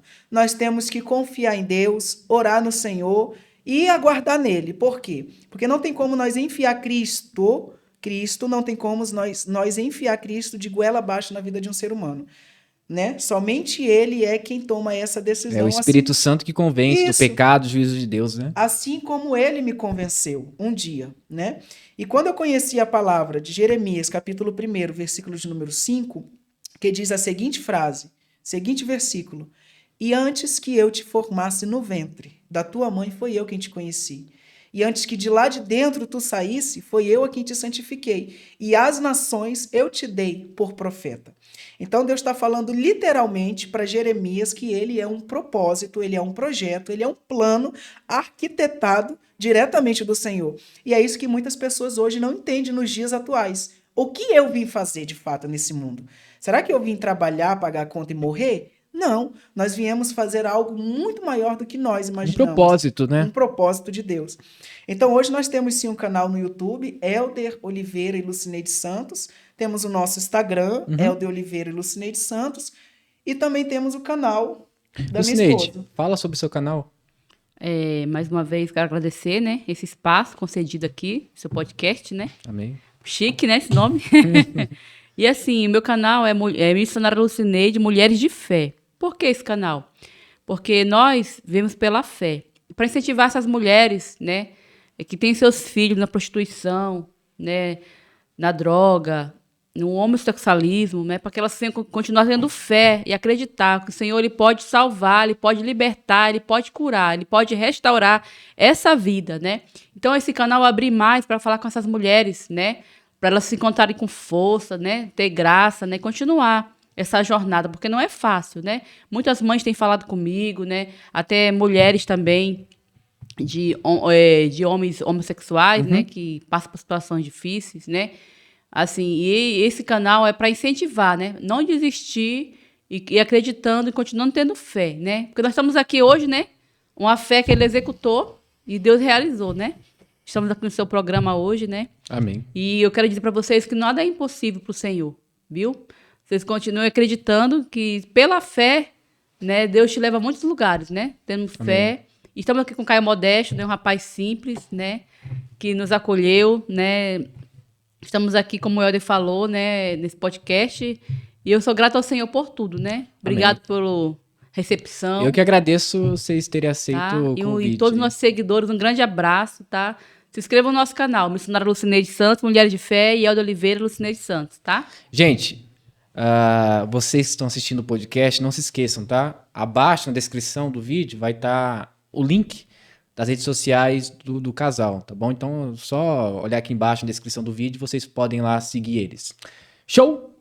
Muito obrigado, Helder. Muito obrigado, Lucineide. Amém. Que Deus abençoe a vida de mil vezes vocês, mais. que o seu testemunho venha impactar muitas vidas pelo Brasil afora, né? E eu creio que Cristo será glorificado. Amém. Amém? Então é isso, gente. Muito obrigado por acompanhar até o final do nosso podcast, tá? Eu espero que esse podcast, esse testemunho tenha edificado a sua vida, tá? Então não se esqueça, se inscreva no canal, ative o sininho de notificações e deixe seu like. Show? Muito obrigado e até mais.